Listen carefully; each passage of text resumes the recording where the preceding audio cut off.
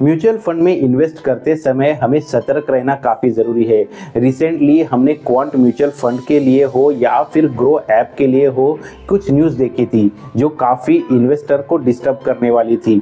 और वैसे ही अभी एक फ़िलहाल न्यूज़ हम देख रहे हैं वो ये है कि निप्पॉन इंडिया म्यूचुअल फंड में सीबीआई ने अपनी इन्वेस्टिगेशन शुरू की है। क्या है ये न्यूज़, समझते हैं। सीबीआई ने निप्पॉन इंडिया म्यूचुअल फंड के लिए इन्वेस्टिगेशन शुरू किया है। अगर पूरा मामला देखें तो 950 करोड़ रुपए का है। क्या है इसके पीछे के डिटेल्स वो समझने के लिए आगे बढ़ते हैं। एएमसी में जॉइंट वेंचर होना या किसी और कंपनी ने एएमसी को टेक ओवर करना, ये तो म्यूचुअल फंड इंडस्ट्री में होता रहता है। और वैसे ही अगर ये निप्पॉन इंडिया म्यूचुअल फंड देखा जाए तो ये बहुत पहले रिलायंस म्यूचुअल फंड नाम से पहचाना जाता था, जिसे अनिल अंबानी ओन किया करते थे। उसके बाद जापानीज कंपनी ने ये रिलायंस म्यूचुअल फंड को खरीदने के बाद इसका नाम हो गया निप्पॉन इंडिया म्यूचुअल फंड।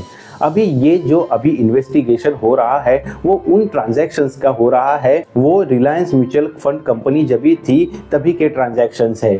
और अगर इस ट्रांजैक्शन का बेस देखा जाए तो हमें ये नज़र में आएगा कि ये यस बैंक के साथ किए गए ट्रांजैक्शन थे। आपको यस बैंक पता होगा जो राणा कपूर ओन करते थे, और उस यस बैंक ने कुछ सालों पहले काफ़ी बड़े फ्रॉड किए हैं ऐसा सामने आया था।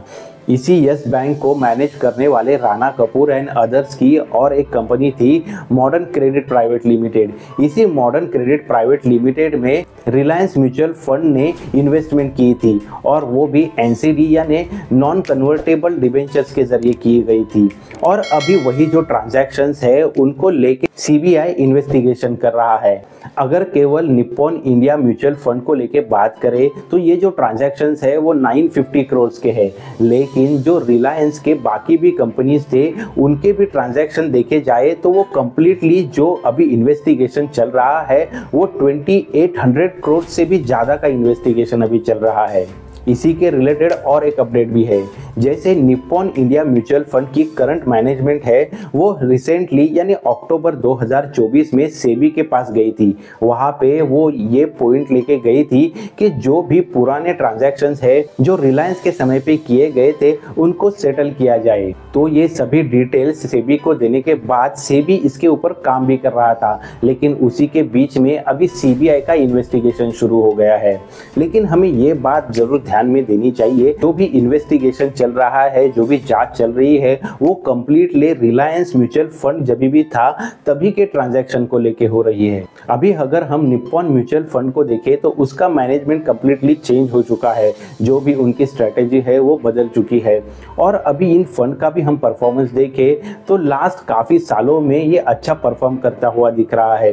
फिर वो स्मॉल कैप हुआ, मिड कैप हुआ या लार्ज कैप हुआ, सेबी जांच कर रही है या सीबीआई इन्वेस्टिगेशन कर रहा है, ऐसी न्यूज़ किसी भी म्यूचुअल फंड के बारे में आती है तो ऐसे म्यूचुअल फंड्स में इन्वेस्टेड जो भी इन्वेस्टर्स है उनको डर महसूस करना काफ़ी मुनासिब है।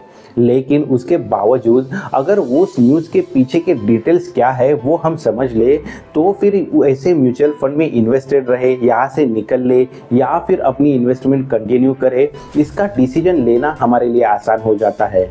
अगर केवल निप्पॉन इंडिया म्यूचुअल फंड के बारे में बात करें तो ये जो भी ट्रांजैक्शन का अभी इन्वेस्टिगेशन चल रहा है वो तो रिलायंस के टाइम का ट्रांजैक्शन है, और उसके रिलेटेड अनिल अंबानी हुआ या फिर राणा कपूर हुए या फिर और भी रिलेटेड पर्सन्स हुए, उनके लिए तो शो कॉज नोटिस सीबीआई ने भेज भी दी है।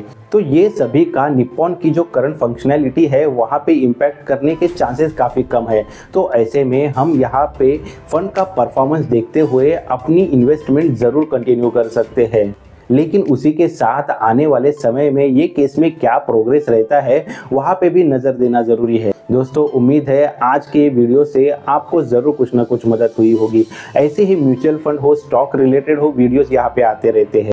साथ ही में money concept related knowledgeable videos भी यहाँ पे आते हैं। ऐसे ही इंफॉर्मेटिव वीडियोस के लिए चैनल को ज़रूर सब्सक्राइब करें। जल्दी मिलते हैं नेक्स्ट नॉलेजेबल वीडियो में। Thanks for watching.